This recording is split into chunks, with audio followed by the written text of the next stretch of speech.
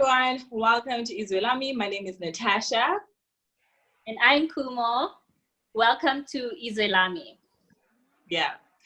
Today is our second episode of social distancing, and we are going to be discussing gender-based violence in the context of COVID-19 and beyond.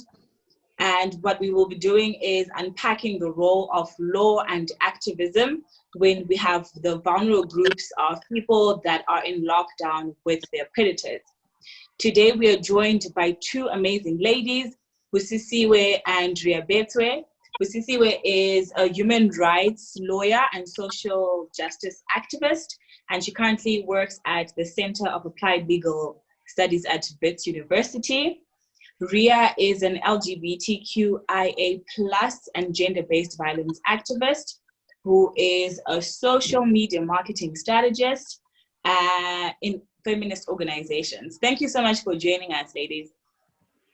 Thank you for having us.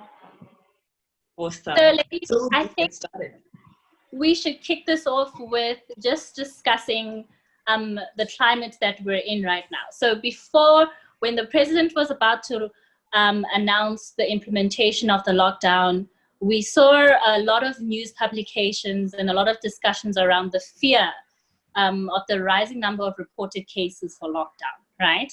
But interestingly enough, articles have come out to say that the number of rapes and murders in the country have gone down. And interestingly enough, even though the number of reporting has increased largely, especially in other countries, in South Africa, the numbers aren't increasing so significantly. So I think my question would be for us to start as to say, is this an interesting pattern? Are there other things that are involved in that contribute to gender-based violence? Or is it a matter of just maybe us not researching gender-based violence properly, statistically not reporting? What could be the contributing factors?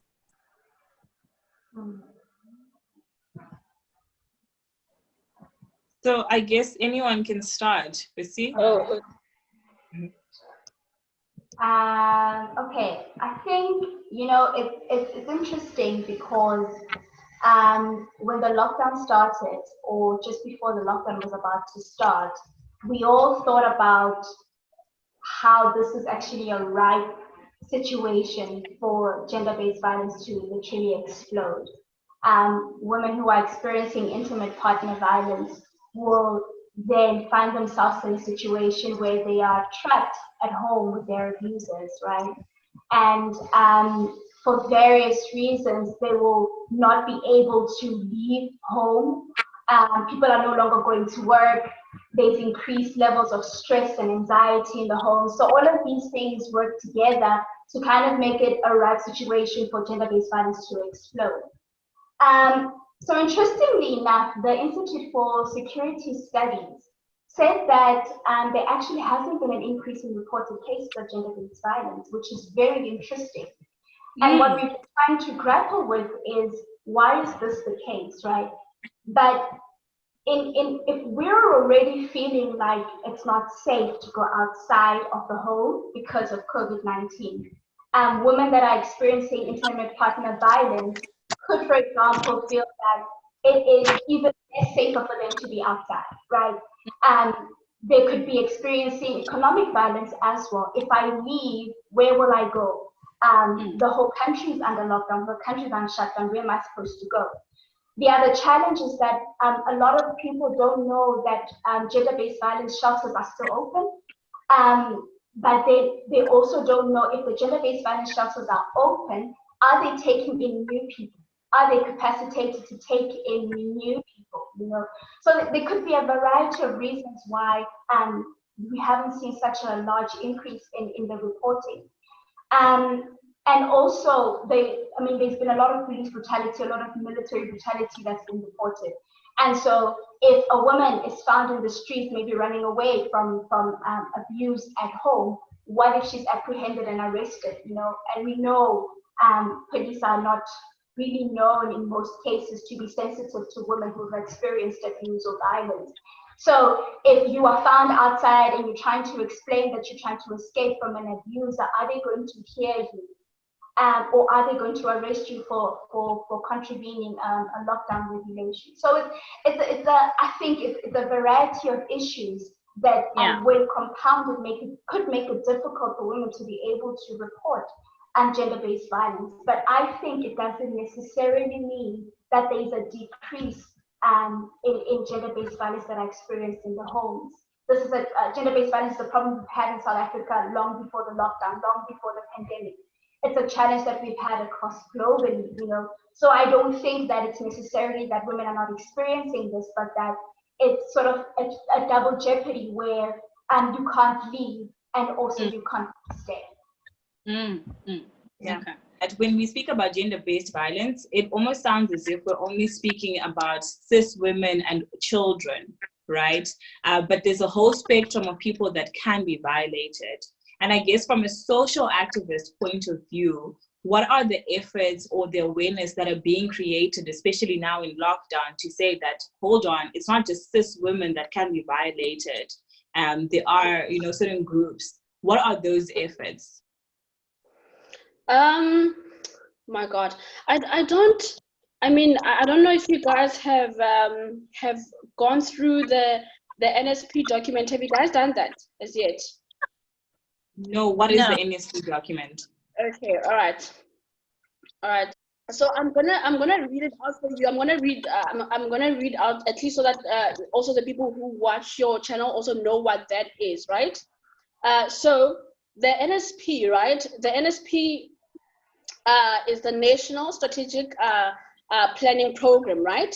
That sets out to provide a cohesive strategic framework to guide the national response to the hyper-endemic gender-based violence crisis in which South Africa finds itself, right? Impetus to this plan arises from the bold 24 demands by cis women, trans women, and gender non-conforming people across the country who marched on the 1st of August in 2018. So basically what this document is really, it came after, I don't know if you guys also are aware of the march that happened on the 1st of August, right? It kind of really is birthed from the demands that the women who marched on the 1st of August in 2018 had, right? Yeah. So there's a section there, I think in the, gosh, I'm trying to remember because I actually just went over the document yesterday. Somebody had emailed it to me. That speaks on queer people, right? Okay, yes. Just give me a moment. Okay.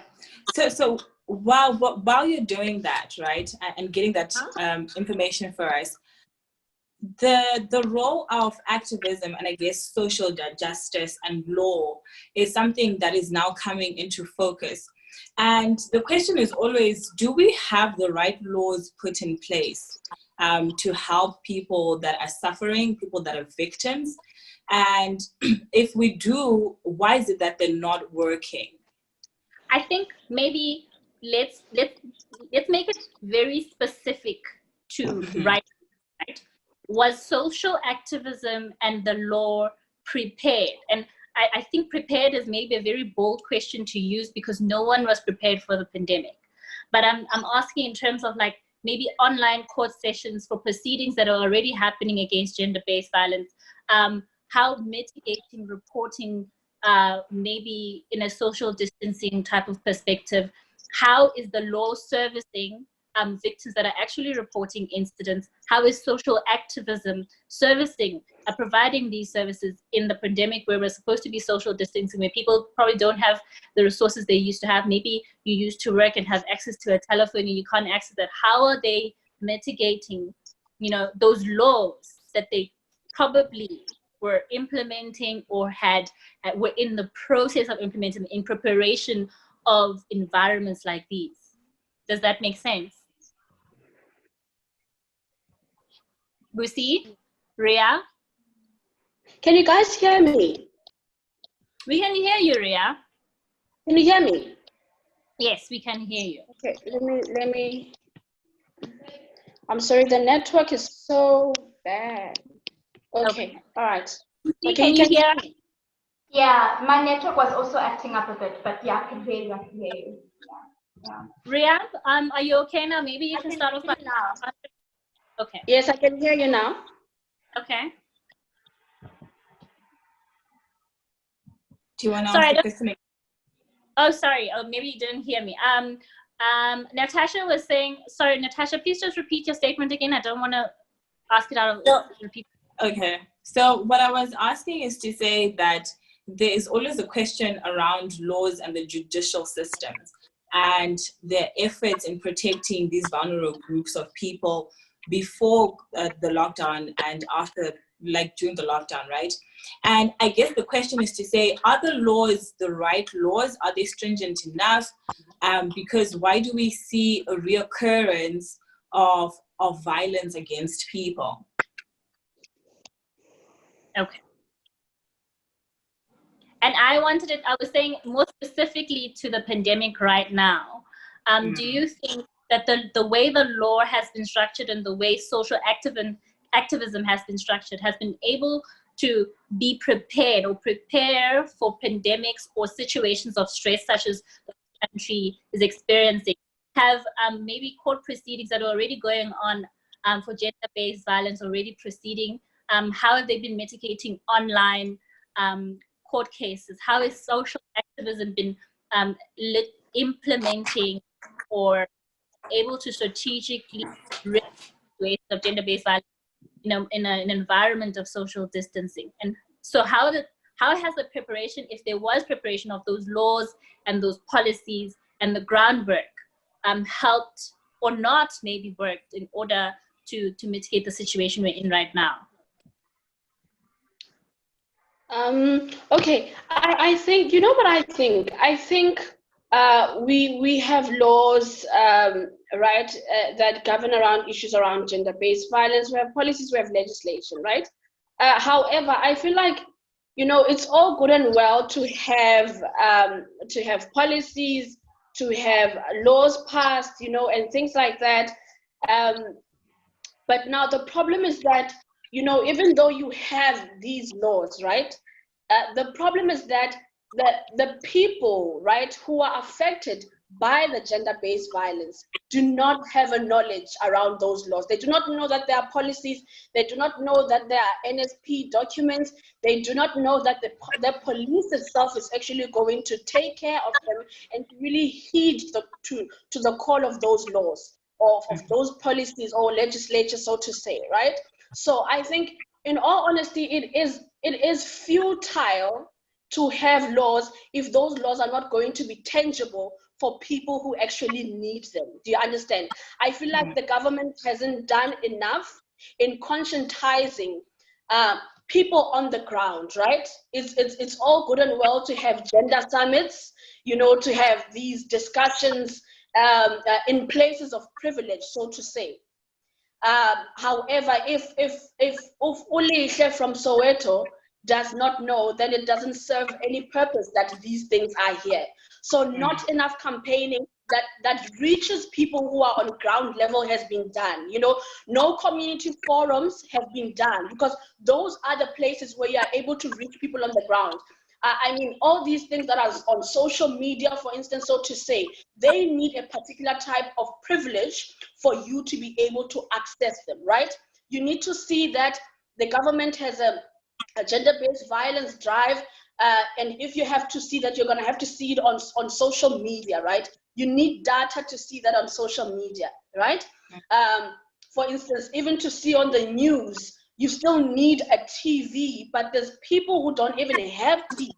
And those are the people that are most affected by the gender-based violence. So I think a lot of campaigning should have been done, a lot of community forums to conscientize people on the ground. Because you and me, for instance, we know where to go, we know what to do, we know our rights, and we know what to do if our rights are violated, because we have the right documents, we've read the correct documents. But what about Linda somewhere in Khayelitsha, you know? So it's unfortunate. It's really unfortunate nothing has done to really help people on the ground, so to say, who are most affected by the violence.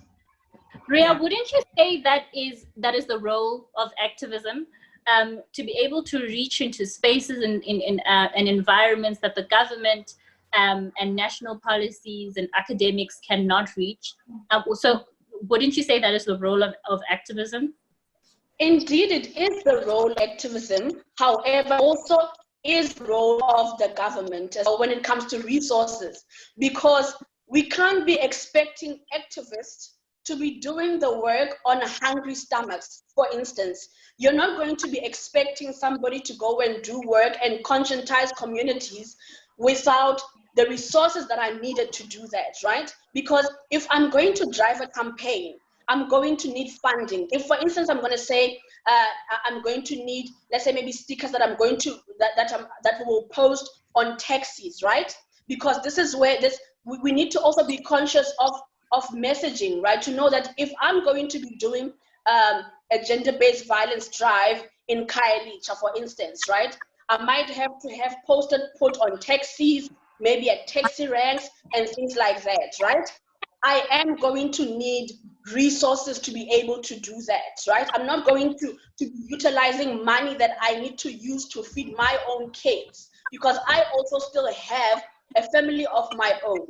So activists, in all honesty, can only do so much, you know, in their own capacity, but we do need the backing of the government where resources are in question. Yeah. And I think, you know, that reminds me of a book that I've read called Hood Feminism, and they talk about it's all good and well that we want to campaign and be feministic in all our approaches, but if we don't have the basics right, then it is a futile exercise. But while we're still speaking about law, you know, when we saw the unfortunate death of Inene, there was a call to say, how is it that people that have criminal records and are registered as sex offenders are out and working in government spaces? So, Busi, just to you, is what has happened and what has transpired ever since the death of Inene, and we saw things like #AmINext and the cry, you know, for the sexual offense register to be put in place and to be made public to the people. Have there been more efforts to try and ease, I guess, the tension from a law perspective to make such documentation public to people? You see, it's like what Rhea was saying, the law alone is not enough. The law is an amazing tool, but the law without continued activism, advocacy, research, messaging, etc., without that, it doesn't work because it doesn't reach people. So there's a lot of things as well that, you know, legally we can say, if there can be, for example, a legislation that says if you're a sexual offender, your name must go in a register, right? And you can, but now, in order for that to be made public, that requires what? That requires advocacy, right? That requires lobbying. That requires and the public to you know pour out their outcry to get this thing to be public. And then it becomes a decision that's made by the Minister of Justice in conjunction with the President, right? So again, it becomes something that the law itself cannot necessarily cure. Remember, the law is driven, or what becomes the law is driven by the people in which the law applies to. And if it's become a time where we believe that the sexual offenders register must be one that's made public. For example, right now, if you're on a sexual register, I mean, you can't teach, you know, that's a standard thing. But if we're in a time in our society where our they call them bonimoras, our societal norms are such a place where we think that a sexual offense register should be made public, then there should be a public outcry for it. There should be pressure from the public for that to happen, and then that's a decision that will be made by policymakers and not necessarily the law. Once the policymakers make that decision based on what the people want, then we create law that allows for that to happen, right? Then you start amending legislation, then you start amending regulations that apply to make sure that the sexual offense register is made public legally. And so that again takes us to two things. One of how slow the wheels of justice turn. Law takes a long time, and you know, there's a popular saying that says justice delayed is justice denied. And for a lot of times you'll find that if there is this delay, for example, of a case getting completed, what impact does that have on a victim? And so we honestly need to understand that the law, as powerful as it is, it's not really a magic wand that can, you know, do all the things that we actually want it to do. And that's why even as a human rights lawyer, it is frustrating. It's very frustrating because you're dealing with real life clients that have real issues that are happening, and you want to help them, right? And you want to use this instrument that is law to be able to help them.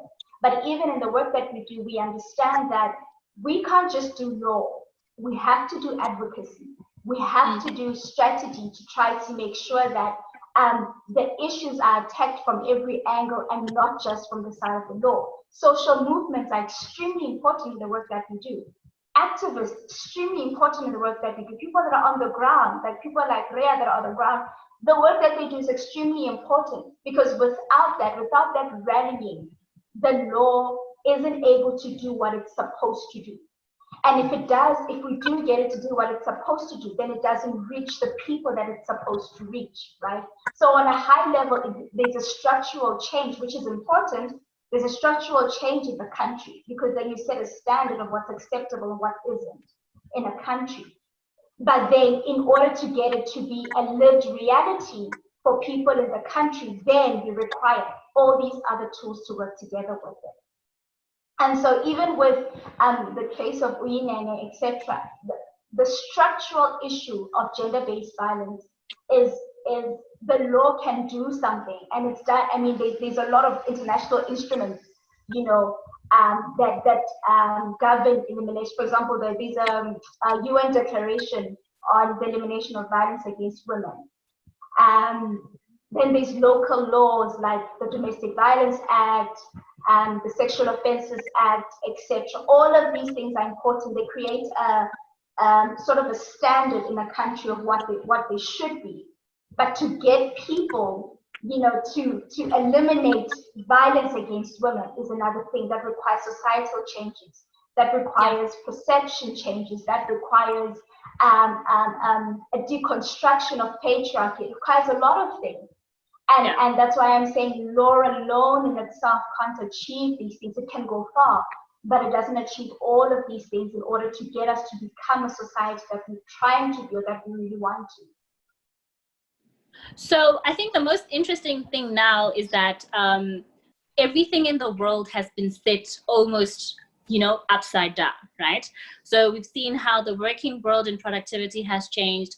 And even with that, the structure of activism and even the law in the context of fighting gender-based violence has probably already shifted. And I love the importance of groundwork, Rabeze, but I'm thinking, when, let's say the world doesn't change, and even in the perspective of law, let's say the world doesn't change and we stay in this structure, and definitely hope not, but we stay in kind of the structure of social distancing and staying in our houses, unrealistic, right? How do we fully implement activism and the law to ensure that the implementation of the law doesn't take time, that social activism and helping victims of gender-based violence still successfully happens on the ground, even though you can't physically be on the ground? What are the innovative ways to work around that? Maybe I think this is now it kind of like now the state that we are in right now, right? it's fully giving birth into what people who have a problem with keyboard feminists, right? I think that's keyboard feminism, right? So now we are going to have to obviously move from having to be properly on the ground and being in the streets and doing the actual work there, and to move into digital activism, right? So basically, obviously, even then, even though we will be doing work digitally, because obviously we can't be there with the people in the streets, right? We can only hope that if we do work online, it will be able to reach as many people as possible, right? So I think digital campaigns, for instance, are very much helpful. I've been seeing a lot of NGOs who started to do a work around that.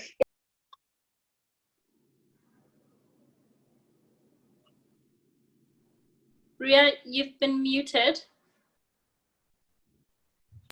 Hello, can you hear me?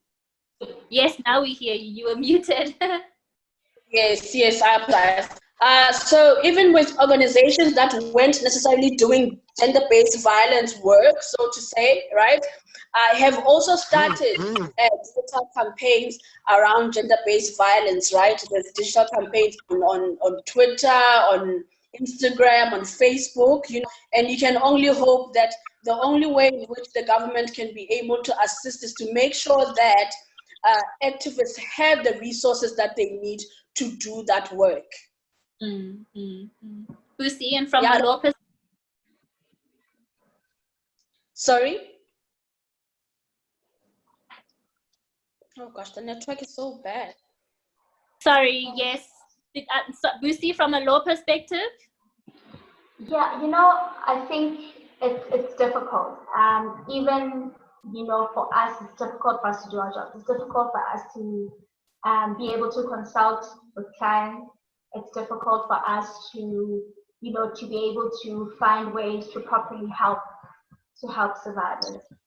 And so, I mean, we set up a hotline. There's different NGOs that have come together to set up a hotline where survivors can call into there and report, and then of course we'll respond depending which organization you get to or that you refer to, the counseling, legal help, etc., those kind of things. So we've been forced to kind of think outside of the box to try to find ways to reach our clients over the phone.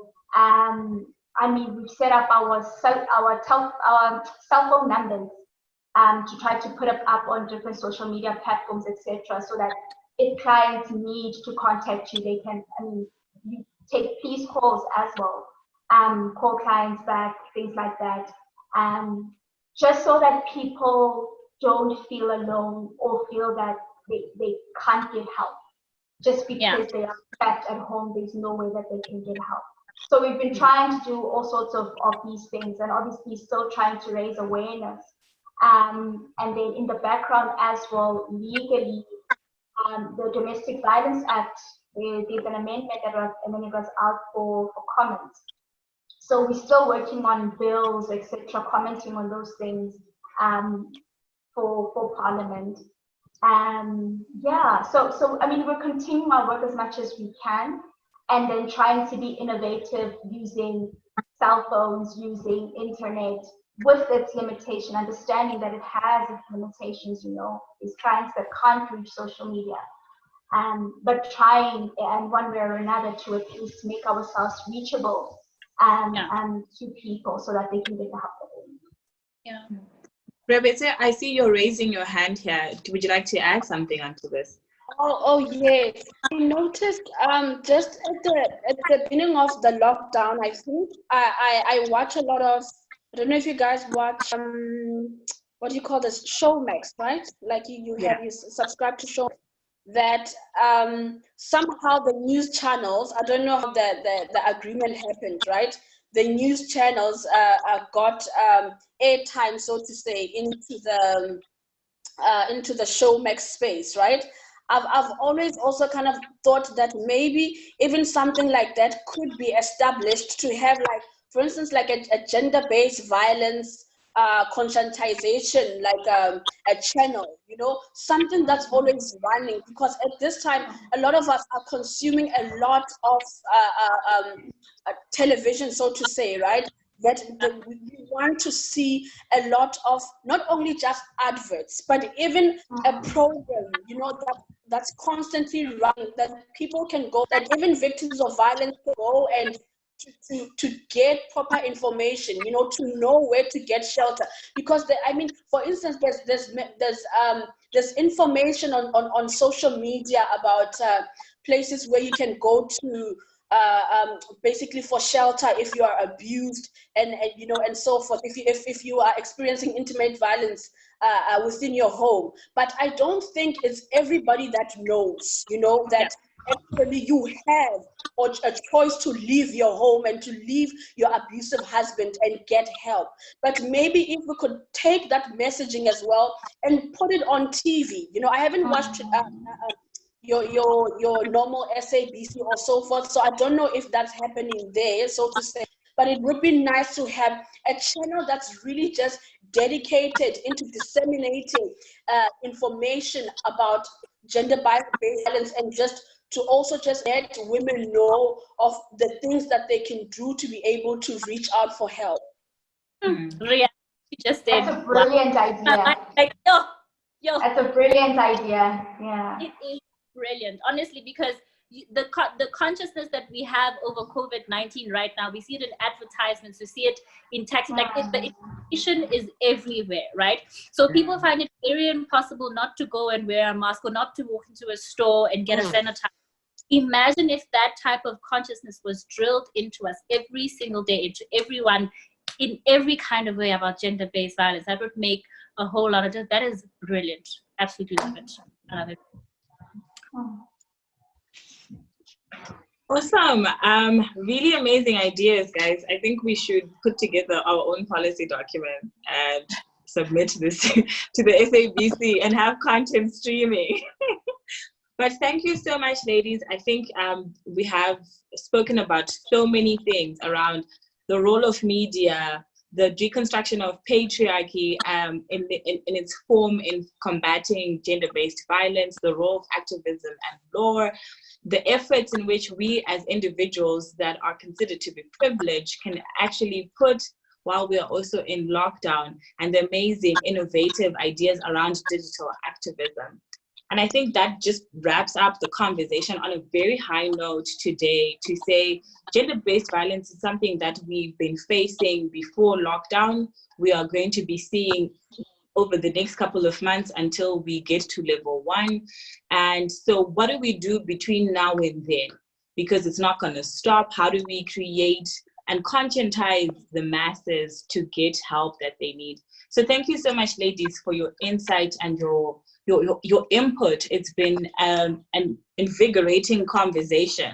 Thank you so much, guys. And to our viewers, thank you so much for watching this segment. We really do appreciate.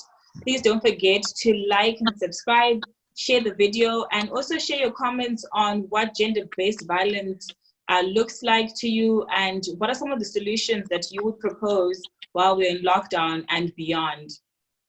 Yeah. Thank you for watching. See you next time. Thank you, ladies, for joining. Bye, guys.